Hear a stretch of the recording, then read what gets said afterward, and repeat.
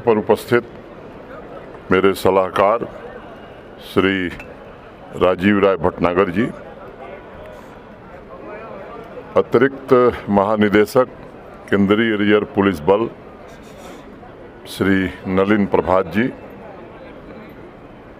अतिरिक्त महानिदेशक Jammu Kashmir police Shri VK. Chaudhary जी, महानिरीक्षक केंद्रीय रिजर्व पुलिस बल श्री अजय कुमार यादव जी, इस समारोह में उपस्थित अतिरिक्त पुलिस महानिदेशक जम्मू कश्मीर पुलिस जनाब जावेद गिलानी साहब, हमारे मंडलायुक्त श्री विजय वेदुड़ी जी, आईजी ट्रैफिक श्री बी.एस. टूटी, IG CRPF Jammu Kashmir police, CRPF और जम्मू कश्मीर प्रशासन के हमारे सभी वरिष्ठ अधिकारीगण, देवियों, सज्जनों तथा महिला मोटरसाइकिल अभियान टीम की सभी वीरांगनाएं, मित्रों, सबसे पहले मैं देश की रक्षा में समर्पित एवं इस ऐतिहासिक मोटरसाइकिल अभियान में शामिल सीआरपीएफ की वीरांगनाओं का अभिनंदन करता हूं हृदय से। इस अवसर पर मैं कर्तव्य परायणता, त्याग, पराक्रम के प्रतीक सीआरपीएफ बल को भी हृदय से शुभकामनाएं देता हूं। कश्मीर से लेकर कन्याकुमारी तक, पहाड़ों, मैदानों, रेगिस्तानों से लेकर घने जंगलों तक में आंतरिक सुरक्षा सुनिश्चित करने तथा राष्ट्र प्रथम के संकल्प के साथ जुटे हुए सभी बहादुर जवानों का और अधिकारियों का भी मैं हृदय से अभिनंदन करता हूँ। यशस्विनी मोटरसाइकिल अभियान देश की सभी महिलाओं की शक्ति, त्याग और अदम्य साहस का प्रतीक है। हमारी संस्कृति में शाक्त दर्शन में यशस्विनी को माँ दुर्गा का स्वरूप माना गया है और माँ दुर्गा, जिन्हें शिव से शूल, विष्णु से चक्र, अग्नि से शक्ति, मारुत से धनुष और बाण, इंद्र से वज्र, विश्वकर्मा से रत्न और ब्रह्मा से खड्ग प्राप्त हुआ है। इन ताकतों और ऊर्जा से सराबोर सीआरपीएफ की नारी शक्ति देश की रक्षा में अपनी जिम्मेदारियों का बखूबी निर्वहन कर रही है और उन तमाम कठिन परिस्थितियों में उन्होंने अतुलनीय शौर्य एवं साहस का परिचय सदैव दिया है। यह मोटरसाइकिल अभियान नारी शक्ति के त्याग, उनके नए आत्मविश्वास और संकल्प का भी प्रतीक है। मुझे बताया गया है कि इस अभियान में सीआरपीएफ की कुल 50 वीरांगनाएं शामिल हैं, जो 25 मोटरसाइकिलों पर सवार होकर 40 जनपदों से गुजरती हुई 2134 किलोमीटर का सफर तय करते हुए 31 अक्टूबर को एकता नगर गुजरात में आयोजित होने वाले राष्ट्रीय एकता दिवस में शामिल होंगी। अभी मेरे पूर्व आईजी सीआरपीएफ ने बताया, शिलांग तथा कन्याकुमारी से भी सीआरपीएफ की वीरांगनाओं का मोटरसाइकिल दस्ता एकता नगर की यात्रा के लिए निकलेगा। मैं समझता हूं, अपनी निस्वार्थ कर्मठता, फौलादी दृढ़ता और कुशल संगठन शक्ति द्वारा देश को एकता के सूत्र में पिरोने वाले सरदार वल्लभ भाई पटेल को वीरांगनाओं की ये सच्ची श्रद्धांजलि होगी।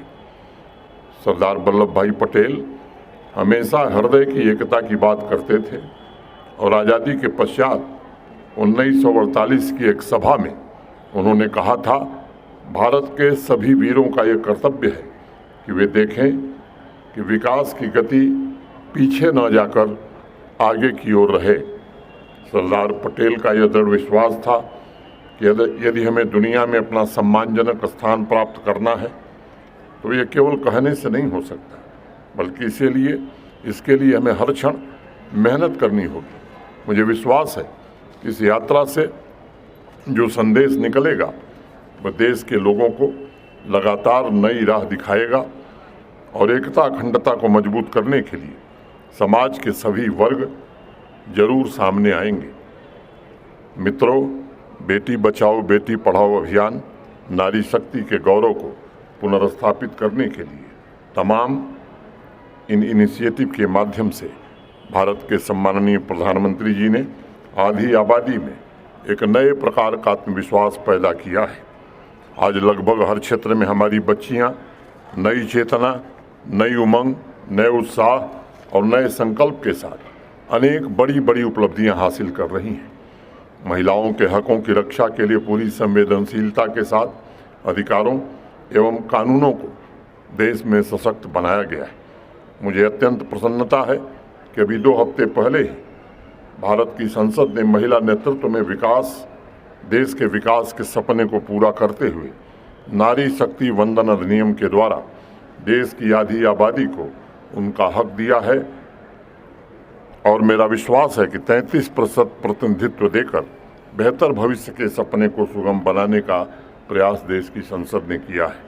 संसद में बिल पारित होने के पश्चात प्रधानमंत्री जी ने स्पष्ट तौर पर एक बात कही थी जो हम सबको याद रखनी चाहिए कि देश का भाग्य बदलने की ताकत देश की नारी शक्ति के पास है।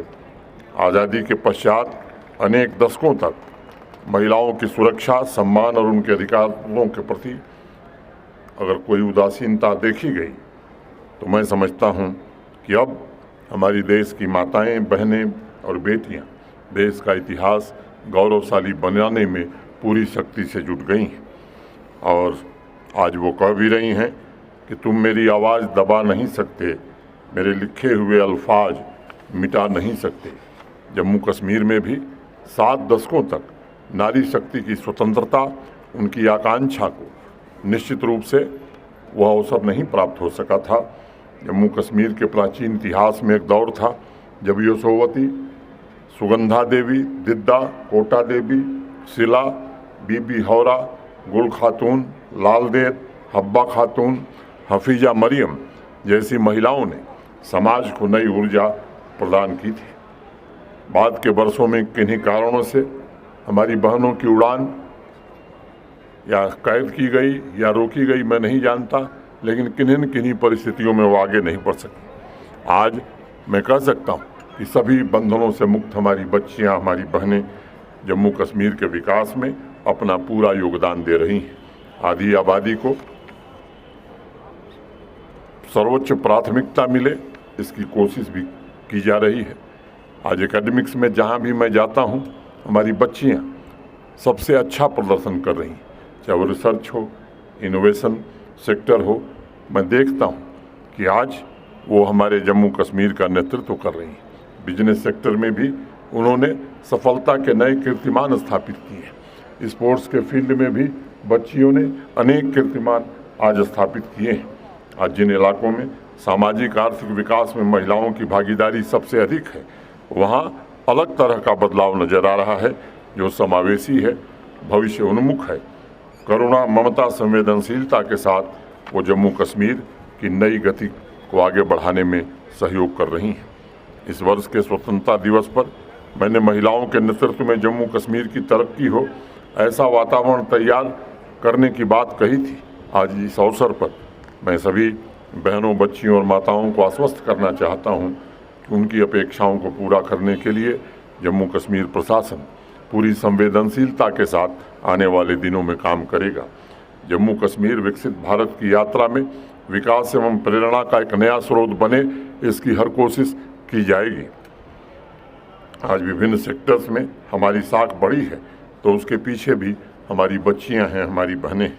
विकास की इस नई गाथा में उनकी आवाज़ बुलंद हो रही है और खेल के मैदान से लेकर जम्मू कश्मीर की सुरक्षा में उनके योगदान की चर्चा आज हो रही है। आज यशस्विनी महिला मोटरसाइकिल अभियान से उनके भीतर नए आत्मविश्वास का संचार होगा, ऐसा मुझे यकीन है। मानव गरिमा की रक्षा और सभी को बराबरी से जीने का हक, ये 2 ऐसे संकल्प हैं जो हमारी वीरांगनाओं के योगदान से जरूर पूरे होंगे। मैं इस अभियान की सफलता की कामना करते हुए एक बार पुनः कहना चाहूँगा कि हमारे स्वतंत्रता सेनानियों, हमारे नीति निर्माताओं ने जो सपने देखे थे उनको साकार करने का पवित्र कार्य आने वाले भविष्य में नारी शक्ति के नेतृत्व में साकार होगा। इस अवसर पर मैं सीआरपीएफ के त्याग, समर्पण, वीरता और कर्तव्य के प्रति निष्ठा की परंपरा को श्रद्धा से नमन करता हूँ।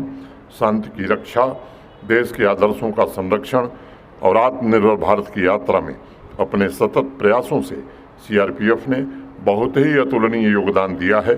सीआरपीएफ का शौर्य दिन प्रतिदिन बढ़े और इस देश की महान परंपरा और आदर्शों की इसी प्रकार आप सदैव रक्षा करते रहें, ऐसी मेरी शुभकामना है। मैं सभी वीरांगनाओं के सुरक्षित यात्रा की ईश्वर से प्रार्थना करता हूं और यहीं अपनी बात पूरी करता हूं। धन्यवाद। जय हिंद।